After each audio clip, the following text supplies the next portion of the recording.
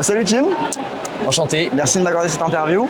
c'est un plaisir pour moi. Donc toi tu travailles des jeunes chevaux, t'es cavalier, t'avais un centre équestre aussi, j'ai cru entendre avant. Tout à fait, j'ai été responsable d'une structure quasiment 20 ans, Ok. avec une belle activité club, propriétaire. J'étais déjà cavalier professionnel. Ok. J'ai eu l'occasion de revendre cette écurie-là et j'ai recréé un nouveau système privé pour pouvoir me réaliser en compétition internationale. Et je suis coach indépendant, donc j'accueille aussi des cavaliers indépendants qui viennent prendre de l'enseignement. Ok, donc tu coaches en indépendant, des cavaliers, Je tout me niveau déplace. ou accès Alors plutôt tout niveau. sport? Ok. J'aime vraiment l'enseignement. Ok. Différentes disciplines également, parce que le dressage c'est vraiment la base de tout. Voilà, tout type de chevaux, tout type de cavalier. Et si tu es où du coup? Donc moi je suis situé à Granges-les-Beaumont qui est entre Romans et Tain-l'Hermitage. Ok. Je suis aux portes de la 7 et de la A42 qui dessert sur Grenoble. Donc t'es proche de Grenoble, pas loin d'ici du coup finalement. Je suis comme dans un V, on va dire, au niveau des axes routiers. Donc c'est super fonctionnel. Ok. Ouais, donc t'as beaucoup de gens qui peuvent venir facilement à toi quoi. Oui, c'est. Puis bon, il y a un vrai vivier dans les sports équestres. C'est vraiment une discipline qui fonctionne bien. Ouais. Comment t'en es arrivé là? Parce que là du coup tu fais des épreuves, tu sors en concours aussi. Alors oui, Tu vas à Valence bientôt, j'ai entendu, sponsorisé par ouais, Experience. tout à fait. Je suis très très content. Donc j'ai participé au jumping d'hiver, donc en indoor.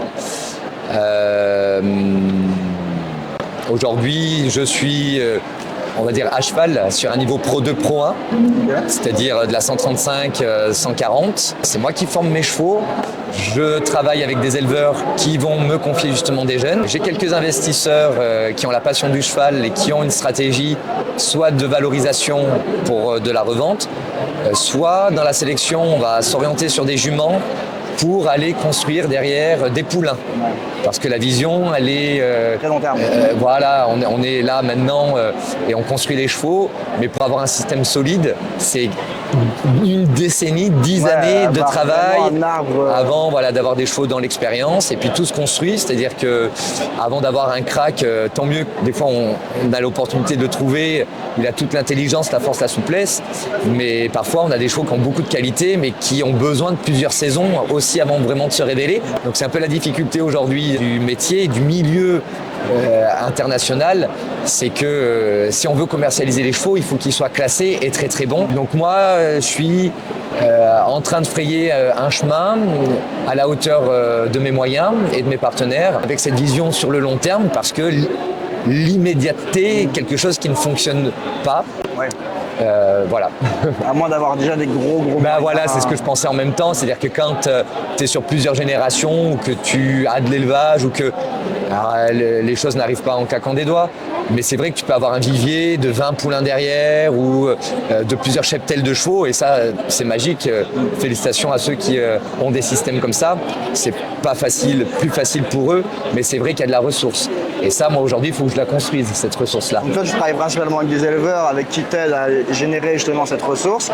Tu obtiens les chevaux, tu les achètes quand ils ont quel âge? 2 ans, 3 ans, tu fais des bourrages toi-même, comment ça se passe? Voilà, donc j'ai effectivement des éleveurs qui m'ont confié des chevaux. Là, généralement, ça a été de la revente assez rapide. Des bourrés vendus du coup? Alors, je fais pas le débourrage parce que j'ai une structure très fonctionnelle, j'ai une très très bonne carrière, mais j'ai pas de rond de longe, j'ai pas de rond et d'un court, donc je suis pas en capacité de faire le débourrage. Je peux faire le pré-débourrage, je sais faire le débourrage, mais ma structure c'est pas optimisé pour ça. Donc bien souvent, je fais débourrer les chevaux par un collègue et je les récupère tout de suite derrière, ils ne sont pas dressés. Mais je n'ai pas cette étape, moi, de les désensibiliser au poids du cavalier. Enfin ça, au pré-débourrage, je peux le faire, mais je ne vais pas commencer les premières allures, moi. Après, les investisseurs me suivent dans cette stratégie de sport. Aujourd'hui, j'ai la chance d'avoir quelques personnes qui sont passionnées, qui ont envie de jouer. J'ai la chance d'avoir 2 juments confiés en valorisation, sans deadline de revente. On s'est posé les questions, on a eu les opportunités. Mais ils sont dans une stratégie de reproduction derrière, donc c'est à moi de les emmener. Il y a 8 ans, 9 ans, je les ai eus à fin des 6 ans, fin des 7 ans. Et là, ça m'offre justement une stratégie sur 3-4 ans de saison avec le soutien de ces investisseurs, et ça, c'est très précieux. Mais là, sur 2024, je suis à la recherche d'une jument respect. Les moyens seront en fonction de la ressource financière. Ouais. Mais là, on est sur une stratégie avec les investisseurs où on a envie de faire une vente sur une demi-année.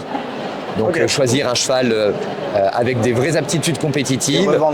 Et puis après, voilà, est-ce que ce sera un très bon cheval d'amateur plus accessible ou est-ce que ce sera un cheval peut-être avec plus de moyens, ça on verra en fonction de la mise de départ. Et ça, c'est un projet qui est en train de se concrétiser. C'est intéressant. Donc là, tu travailles les chevaux quand ils ont quel âge en général? 4 ans. 4 ans. Clairement, c'est 4 ans. Tu pars quoi? Tu pars en cycle libre, cycle classique, travailles beaucoup? Ouais. Ok.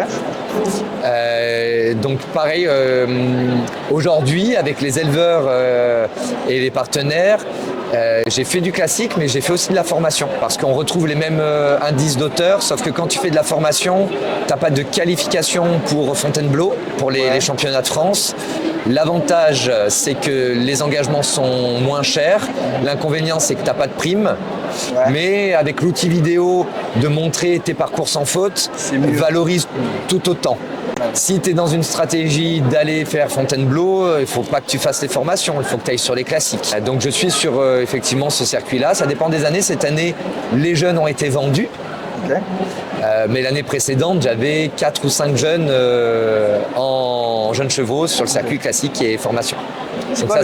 Donc tu tournes tous les chevaux toi-même, tu les travailles tous toi-même ou tu as des gens qui peuvent aller travailler? Alors c'est moi. Okay. On a une capacité de 10 chevaux à la maison. Donc c'est vraiment, ça reste à échelle humaine quoi. Donc j'ai vraiment le temps de m'organiser pour les travailler, sachant que dans les 10 chevaux, en fait, on a aussi des chevaux perso. Okay. Parce que j'ai mes filles qui sont cavalières, mon épouse également, donc ça c'est les nôtres. Et l'autre moitié est au travail. Okay. Donc voilà, moi j'ai ma petite routine d'entretien le matin, puisque mes chevaux vivent au pré, donc ça facilite, en contacts sociaux. Par contre, je ramasse les crottins quotidiennement.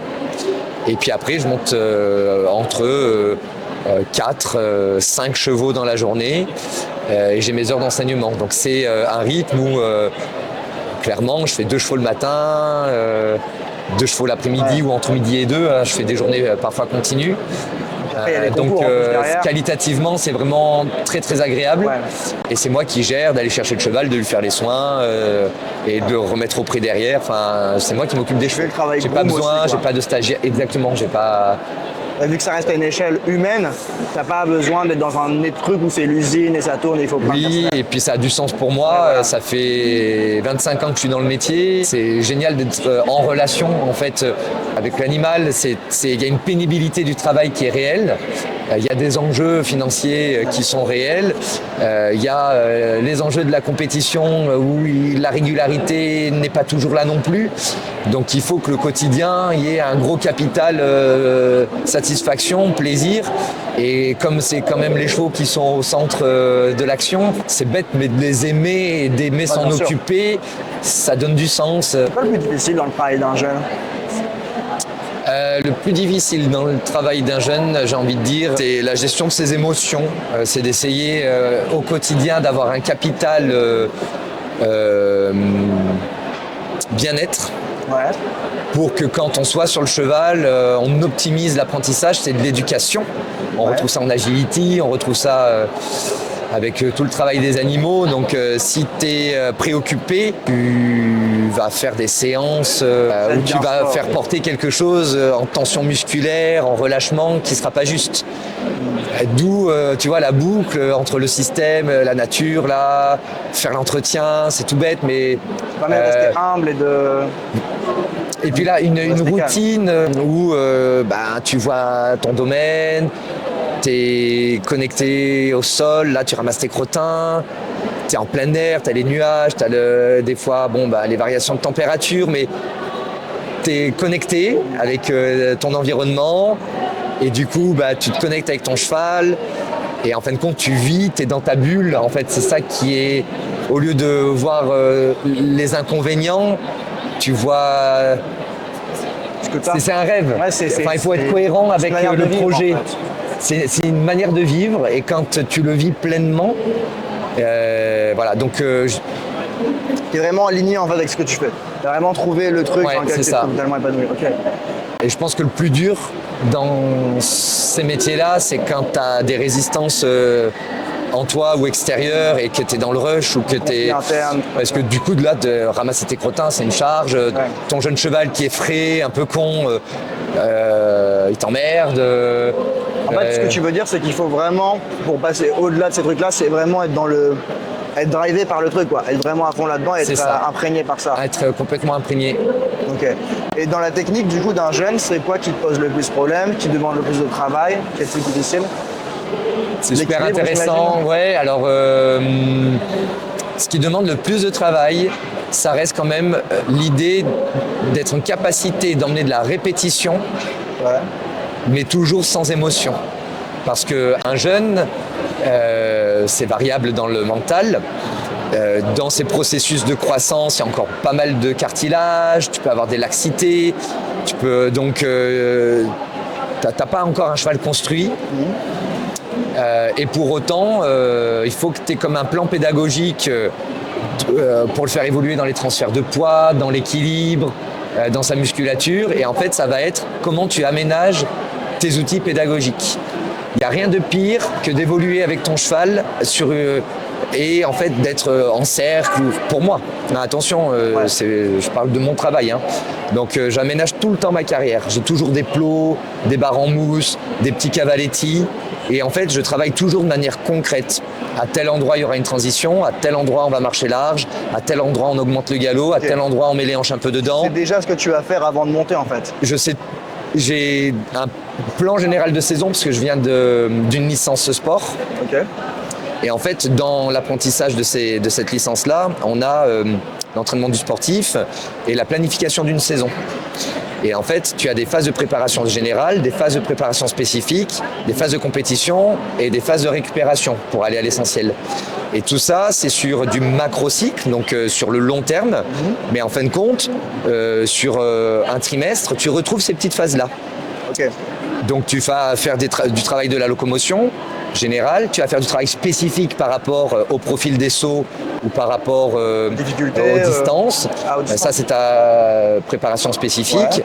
Et puis après, tu as tes phases de récupération, de guillemets, pour le mental ou pour le physique. Donc là, tu vas aller en extérieur, tu vas faire voilà. Et ça, c'est vraiment une ligne de conduite. Et comment tu gères ta ligne de conduite, tu vois, ta saison qui est programmée sportivement et tout. Et donc, tu es là, tu es sur un cheval qui, par exemple, présente une difficulté précise et du coup, ça va venir ralentir le processus global que je t'ai fait. Comment est-ce que tu gères ça, toi, du coup? Quand tu as une petite déconvenue qui dit « Ah, le programme, finalement, il va être pas comme j'ai prévu ». Ouais, alors c'est vrai que souvent... tu vas t'inspirer du travail des chefs de piste en concours. Okay. Et puis, si tu as eu une problématique dans une distance ou si tu as un cheval qui est très fort et puis qui a des trajectoires de saut un peu trop importantes, et ben, tu vas remettre le travail à la maison et tu vas redécortiquer le mouvement, tu vas repasser de la transition. Tu redécomposes en fait. Oui, exactement. Très très important de redécomposer et de ne pas penser à la finalité de ce que tu veux obtenir, mais de reprendre conscience pour avoir ce mouvement-là, il faut qu'il fasse celui-ci, mais avant celui-ci, il y a celui-là. Et une fois de plus, je réaménage mon espace pour pas être en frontal avec la difficulté et en fait reproduire des résistances et des conflits. Donc à nouveau, barre en mousse, variation de distance, répétition, et puis avoir un spectre large dans le système de contraintes. C'est-à-dire, si tu as envie de raccourcir ton cheval, sur l'opposé de ta carrière, il faut que tu puisses l'allonger. Parce que si tu n'es que dans l'idée de le raccourcir, tu vas faire ton heure, tes 3/4 d'heure, ton truc comme ça. Et en fait, le lactate, l'acide lactique, le cheval, il n'est pas en mesure de soutenir assez longtemps ses abdos, son truc, et puis tu vas retrouver les résistances. Et c'est un switch que j'adore faire. Tu vas jamais rester dans que ça, en fait. Tu vas travailler des foulées plus courtes, tu vas travailler également des foulées plus grandes après. Voilà, pour que le cheval, en fait, comme je dis souvent à mes élèves, il faut toujours penser à la porte de sortie quand on veut faire évoluer un geste chez le cheval. Ça, c'est conceptuel, hein, le travail de la locomotion quand même. Nous, on a besoin d'avoir des notions de bioméca, un ressenti, un feeling. Mais pour le cheval, c'est complètement abstrait. Dire nous, les sportifs, on apprend à bien se gainer pour soulever des charges et même dans la médecine du travail, on peut faire un lien. En fonction de la pénibilité de ton boulot, tu apprends à faire des mouvements cohérents.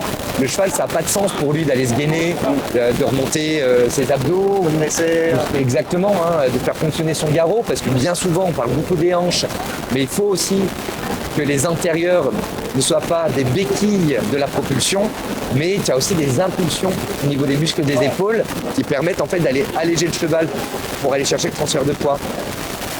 Voilà, donc tout ça c'est pas inné forcément pour le cheval parce qu'il a le poids du cavalier, il y a le contact, il y a tout ça. Et toujours penser à la porte de sortie, c'est-à-dire que quand tu veux inspirer un mouvement au cheval, il faut qu'il comprenne compte où est-ce qu'il va trouver le confort. Ouais, ça doit être difficile, c'est beaucoup de réflexion. Comme tu dis, les chevaux, les jeunes, c'est beaucoup répéter, t'expliquer. Oui. Mais ça doit être difficile parce que tu dois répéter, tu dois le faire, c'est le processus. Ouais. Mais en même temps, tu ne dois pas faire que ça parce que tu peux vite fouler le cheval. Ouais. Donc tu dois en même temps trouver comment tu dois répéter la même chose, mais sans que ce soit lassant. Je dirais que c'est une éducation aussi en tant que cavalier qu'on reçoit. Moi, j'ai eu la chance d'être formé par un instructeur. Le choix d'aller sur le circuit international, c'est aussi un circuit de formation. Tu es inspiré par la modernité de l'équitation, inspiré par le travail des chevaux sur le paddock. Il faut voir le staff que c'est. C'est pas que l'idée d'aller chercher des étoiles, ce circuit-là. C'est un circuit de l'excellence, mais dans la passion et dans le savoir-faire, des soins. De l'aspect bien-être chez le cheval. Il n'y a pas que je monte et je fais mon truc, il y a tellement de choses autour. Il y a beaucoup de croyances autour du saut d'obstacle ou du cavalier pro. Mais il faut pas, bien sûr que c'est comme dans toutes les professions, tu as des gens qui ont plus ou moins de sensibilité, mais aujourd'hui tout le monde se fait rattraper par la qualité d'être, ne serait-ce pour fédérer des équipes autour de toi. Donc le circuit international, c'est une école fabuleuse. Ça t'apprend beaucoup ? Oui. C'est quoi les plus gros déclics que tu as eu dans ce circuit-là ? C'est la force personnelle dans la capacité de se projeter. Le mental, tu veux dire ? Ouais, c'est la force de l'intention, le sens du galop. Donc tu as le mental, mais tu as aussi le physique. Le feeling, et cette façon, cette verticalité, placer son regard loin et être en confiance. Et être en confiance, c'est très basique, mais à appliquer, c'est beaucoup de travail. Parce qu'on a plein de mouvements réflexes, on a beaucoup de pensées des fois parasites. Puis les chevaux ne savent pas toujours tout faire aussi, donc il faut quand même un peu intervenir. Mais quand tu regardes la qualité de monde sur le très haut niveau, c'est un mélange de tonicité et d'extrême relâchement. Ouais. Un peu comme dans les arts martiaux, en fait, tout ce qui est sport de... les chevaux de haut niveau. Ils peuvent monter oui, très parce vite que tu as une sélection génétique qui fait qu'il faut que les chevaux ils aient un influx incroyable, il faut qu'ils aient énormément de ressources, donc ils sont dans l'hypersensibilité, ça c'est sûr. Mais tu vois, dans les arts martiaux, on retrouve un peu cette notion-là. Il ne faut pas forcément être une tonne de muscles pour être rapide. Et dans le cheval, tu as beaucoup de micro-mouvements qui sont conditionnés par ta réactivité. Mais pour être réactif, il faut être relâché. Et avant d'être relâché, c'est cette notion de confiance.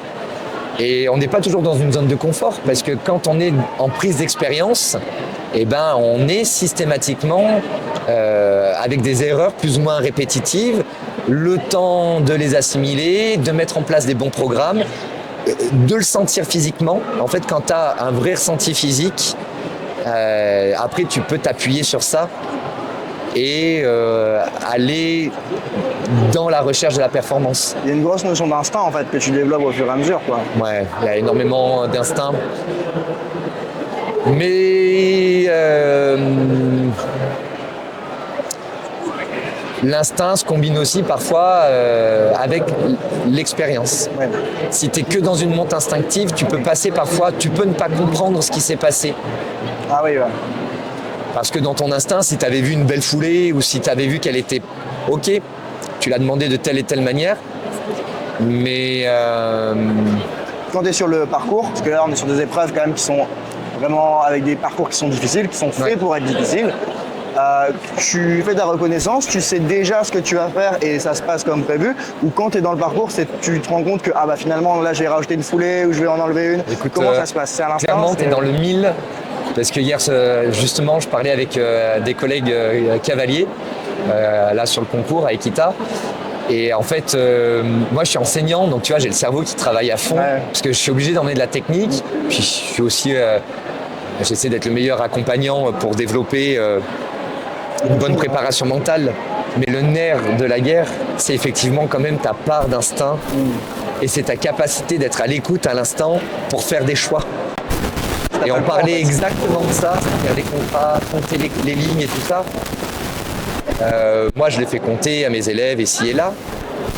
Mais tu te rends compte que sur le circuit cavalier, bien sûr qu'il faut être capable de savoir où on est dans le monde. Il faut surtout être capable de te connecter à ce que tu ressens parce qu'il y a des fois des adaptations. Et si tu t'enfermes dans ta technique, que tu tiens bien, que tu coordonnes tes mains, que là tu as 6 foulées et que tu es déjà plus dans le coup. C'est là qu'on voit des cavaliers, tu vois, le cheval il avance. Et en fait, on a l'impression qu'au dernier moment, en fait, il décide d'en enlever une et ça passe en fait. Ouais, tout à fait. Il a eu la réflexion, on dirait, à la seconde près, il Exactement. a changé les deux. Et tu vois, il y a un côté un peu artiste, hein, clairement, chez le sportif. Il a ses paroles, il a la cohésion avec ses icônes, mais s'il faut dégager quelque chose, il est connecté au flow, au rythme et à sa voix, ou peu importe si c'est un musicien, et tu te laisses traverser. Eh bien, il faut trouver cet état de flow aussi en compétition. Ouais, être présent. Ouais. Et tu vois, c'est cette fameuse force-là où quand tu la chopes, et ben en fait c'est ultra addictif. T'as l'impression d'être invincible en fait.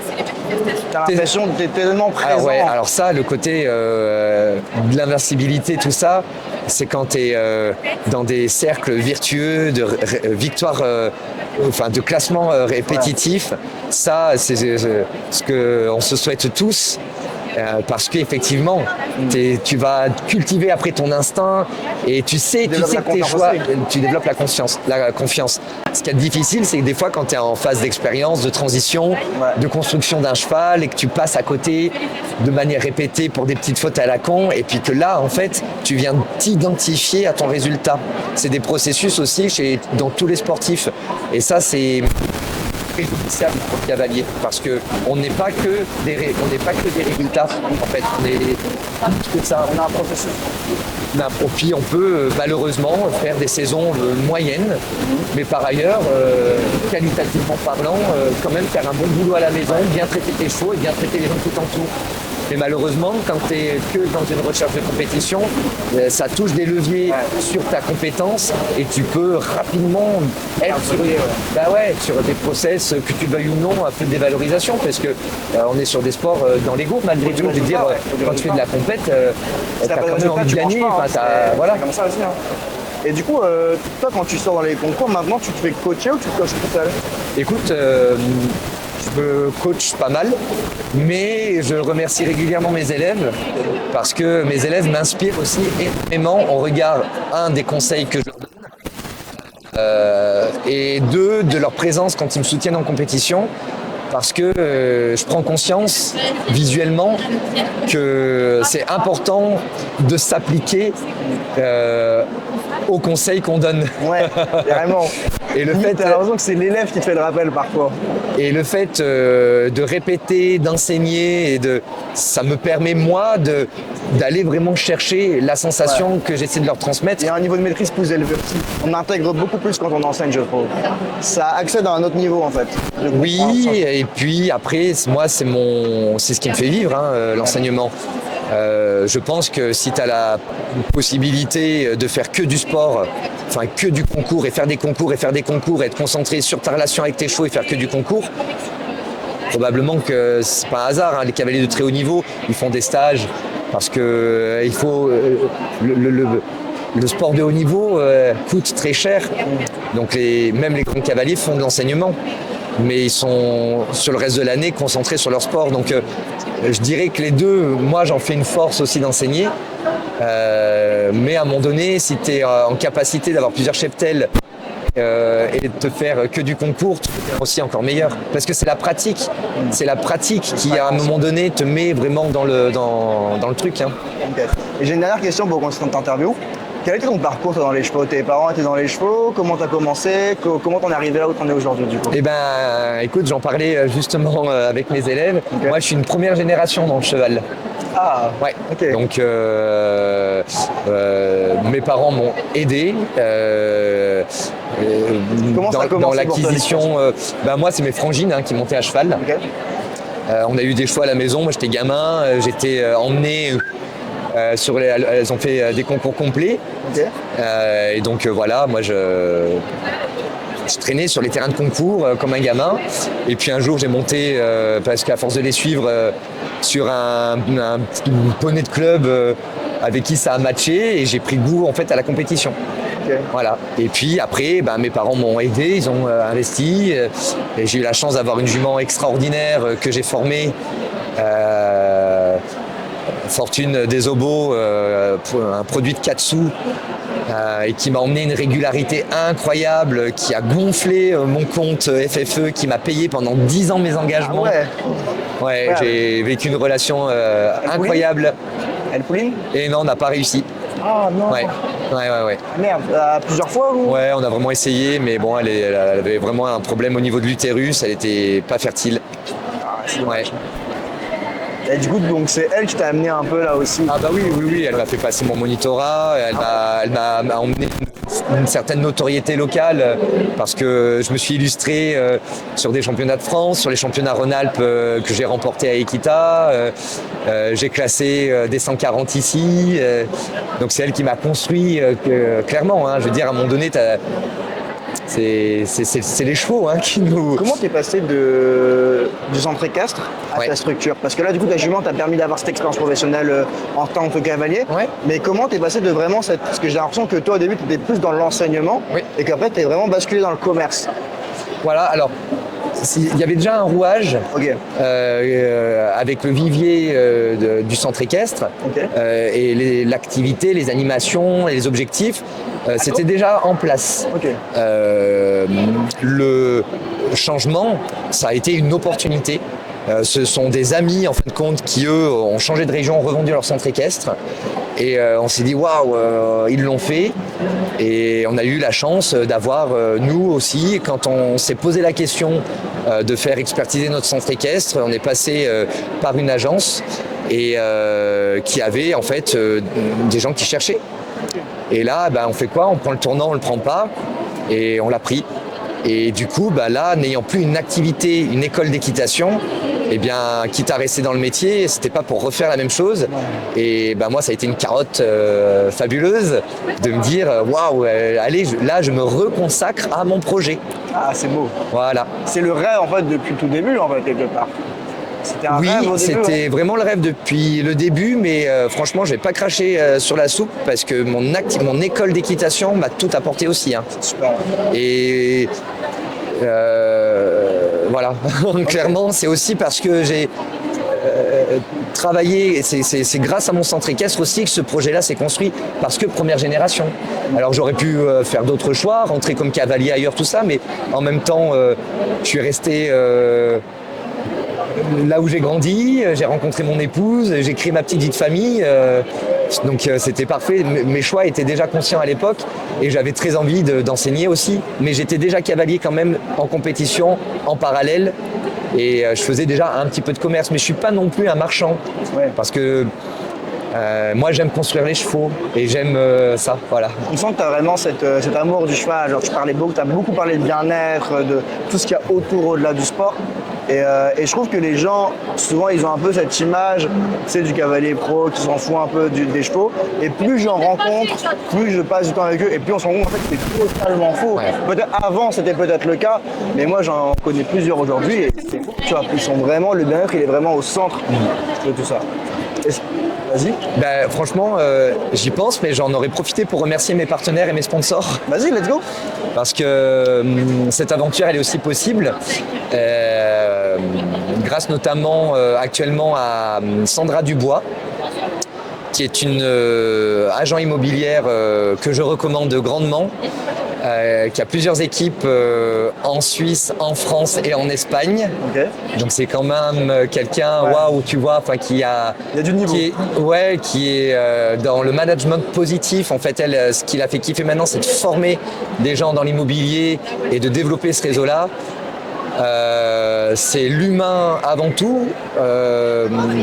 Pour être assez concis, c'est vrai que l'immobilier, ça fait rêver, mais c'est aussi des parcours de vie des fois difficiles. C'est autant la réalisation de beaux projets que des parcours de vie des fois qui s'effondrent ou malheureusement des gens qu'on perd. Et je crois que la grande force de Sandra et son équipe, c'est d'être au cœur de l'humain et d'accompagner les gens et de valoriser au mieux les biens et sur une réalité de marché. Et je vais aller très rapidement, c'est que de discuter avec elle, j'ai compris que des fois, tu as des agences qui vont surévaluer les biens parce qu'on est tous dans l'espérance de vendre cher, mais en fait, les gens, malheureusement, se retrouvent cloisonnés dans un tarif qui n'est pas, et un an après, les biens sont toujours là, les choses n'ont pas évolué.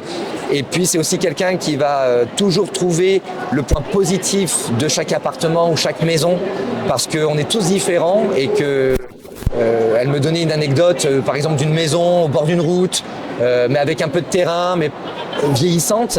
Ah bah non, c'est mal placé. Bah, en fin de compte, tu as des gens aussi qui veulent monter des chenils canins et il faut pas qu'il y ait de nuisance à côté. C'est hyper fonctionnel parce que s'il y a une clientèle qui doit venir pour faire du gardiennage de chiens, c'est parfait.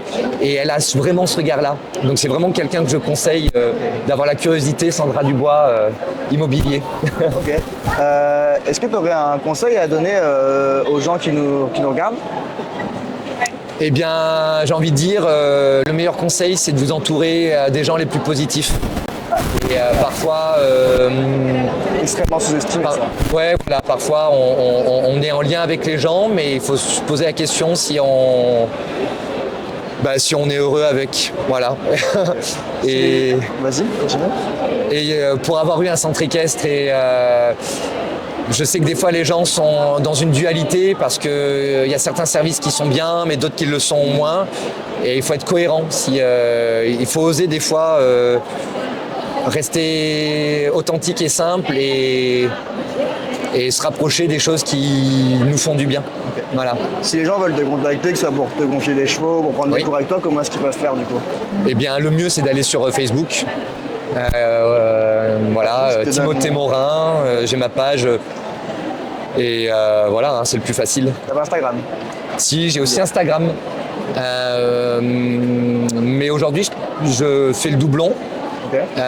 mais en messagerie, Messenger et puis ouais, je trouve que c'est Facebook, il y a encore un peu une génération, je dirais peut-être plus quadra qu'inca. Et dans le monde du cheval, en tout cas, je trouve Insta c'est bien, mais ça va donner de l'image très positive. Sur Facebook, des fois, tu as un peu plus d'infos sur je trouve. Si t'es pas sur la même, tu vas vraiment prendre le temps de regarder que sur Insta, tu vas plus vite. Ouais. Tu vois. Voilà. Insta, c'est un peu ce réseau de consommation où on regarde, on passe 10 minutes, puis après c'est bon. C'est ça, ouais. Facebook, souvent, quand on y va, c'est qu'on parle avec la famille ou on va rechercher quelque chose. Voilà, c'est ça, tu vois, les éleveurs, si tu as des parcours à regarder, je trouve que Facebook, en outil pro, est plus propice. Merci beaucoup pour cet interview en tout cas. Un grand merci à toi. Merci à toi, et puis prenez soin de vous et puis allez checker ce qu'il fait. Salut tout le monde. Je viens de créer le guide du cheval sensible dans lequel je te donne les 6 erreurs qui t'empêchent d'avancer. C'est une masterclass de 30 minutes en vidéo, totalement gratuite. Et si tu veux y accéder, t'as juste à aller dans la description. Et puis je te l'enverrai par mail.